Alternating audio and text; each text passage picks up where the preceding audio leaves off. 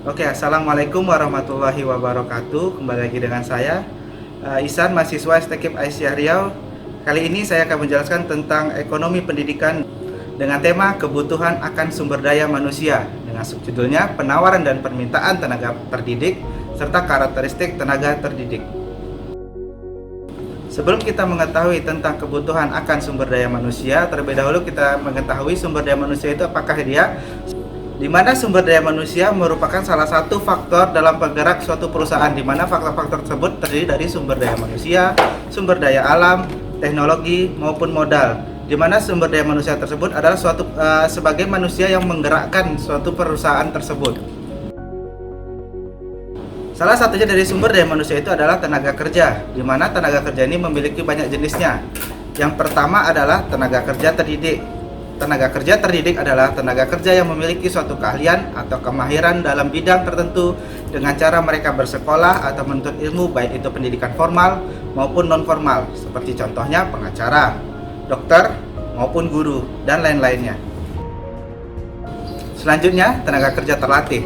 Tenaga kerja terlatih adalah tenaga kerja yang memiliki keahlian dalam bidang tertentu. Tenaga kerja terampil dibutuhkan latihan secara terus-menerus atau berulang-ulang sehingga mereka mampu menguasai keahlian mereka dalam pekerjaan tersebut. Seperti contohnya apoteker, ahli bedah, mekanik, dan sebagainya. Dan yang terakhir, tenaga kerja tidak terdidik atau tidak terlatih, yang mana tenaga kerja ini menggunakan kemampuan kasar mereka, yaitu dengan menggunakan tenaga mereka sendiri, seperti contohnya kuli, buruh angkut, dan pembantu rumah tangga. Setelah kita mengetahui macam-macam tenaga terdidik, pendidik dan maupun tidak terdidik, maka kita masuk kepada langkah berikutnya, yaitu pasar tenaga kerja. Di mana pasar tenaga kerja merupakan tempat pertemuannya suatu permintaan tenaga kerja dengan penawaran sebuah tenaga kerja. Di mana permintaan tenaga kerja datangnya dari rumah tangga perusahaan yang membutuhkan sebuah tenaga kerja, dan sedangkan penawaran tenaga kerja datangnya dari rumah tangga konsumen, yaitu angkatan kerja maupun para pekerja seperti kita saat ini. Adapun beberapa faktor-faktor yang mempengaruhi permintaan tenaga kerja, yaitu yang pertama adalah kemajuan teknologi yang dimiliki oleh suatu negara. Kedua, tingkat produksi barang yang dihasilkan oleh sebuah negara tersebut. Yang ketiga, rendahnya suatu laba perusahaan. Serta yang terakhir yang menentukan adalah kualitas dari tenaga kerja tersebut. Dan faktor yang mempengaruhi penawaran tenaga kerja yaitu adalah sebagai berikut, yaitu adalah jumlah penduduk, struktur penduduk yang ditentukan oleh berbagai faktor, yaitu umur, tingkatan mereka pendidikan, serta tingkatan upah dan lain sebagainya. Jika kita urut dalam bentuk kurva, itu terdapat kurva permintaan dan penawaran tenaga kerja, di mana kurva permintaan tenaga kerja tersebut bersifat menurun dari kiri ke kanan bawah, sehingga mempunyai kemiringan yang negatif. Itu artinya semakin tinggi tingkat upah suatu tenaga kerja, maka semakin sedikit pula permintaan terhadap tenaga kerja tersebut. Kurva ini ditentukan dengan garis D dalam bentuk garis berwarna merah. Sedangkan kurva penawaran tenaga kerja bergerak naik dari kiri bawah ke kanan atas. Itu artinya semakin tinggi upah, maka semakin banyak pula tenaga kerja yang akan bersedia untuk menawarkan tenaga mereka dalam pekerjaan tersebut. Kurva penawaran tenaga kerja tersebut ditunjukkan oleh garis berwarna biru. Nah, perpotongan dari dua garis tersebut menjelaskan bahwa kurva permintaan tenaga kerja dan penawaran tenaga kerja akan terbentuk dari harga tenaga kerja dengan tingkat upah pada jumlah tenaga kerja yang dibutuhkan.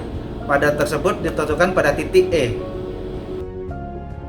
Untuk karakteristik tenaga kerja, khususnya di Indonesia, itu sama seperti negara-negara lain pada umumnya, di mana Indonesia merupakan masih disebut dengan negara yang berkembang menuju ke maju, di mana negara di Indonesia memiliki karakteristik tenaga kerja yang cukup dihitungnya di bawah standar dengan negara-negara lainnya, di mana pendidikan mereka masih rendah dan sebagian besar lulusannya merupakan tingkat sekolah menengah pertama atau sekolah menengah atas, di mana dalam faktor-faktor yang mempengaruhi penawaran tenaga kerja itu terdapat pada tingkat pendidikan.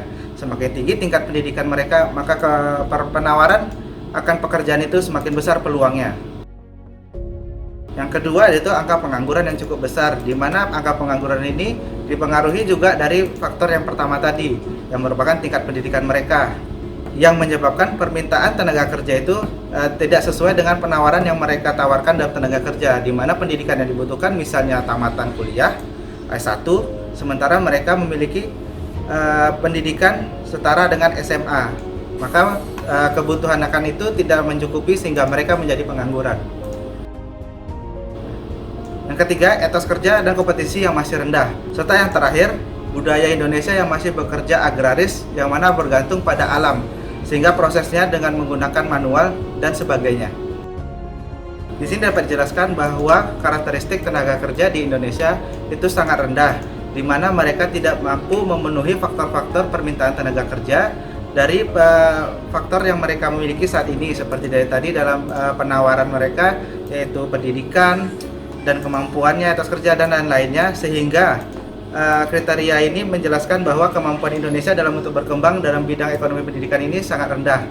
Kita menjelaskan kenapa kita sangat berbeda dengan negara-negara tetangga seperti Malaysia, Singapura, di mana mereka karakteristik tenaga kerja mereka cenderung lebih tinggi dalam hal penawaran tenaga kerja. Ya, jadi solusi untuk permasalahan karakteristik tenaga kerja di Indonesia ini itu terdapat kita lihat dari faktor-faktor yang mempengaruhi penawaran tenaga kerja, di mana jumlah penduduk kita di Indonesia juga cukup besar, hanya saja pengaruh yang di bawahnya yang mungkin mempengaruhi seperti struktur penduduk sesuai karakter umur, di mana mungkin kita terlalu banyak tingkatan anak di bawah usia 30 ke bawah dengan kemampuan tenaga kerja mereka yang masih sedikit, serta tingkat pendidikan yang kurang atau rendah. Makanya itu kita harus membutuhkan tingkatan pendidikan tinggi, yaitu dengan menyekolahkan anak ataupun dengan memberikan pelatihan-pelatihan khusus kepada anak, sehingga anak-anak tersebut nanti dapat berkembang ke tenaga kerja yang lebih mumpuni, serta tingkatan upah yang menjadi patokan umum minat seseorang itu untuk bekerja.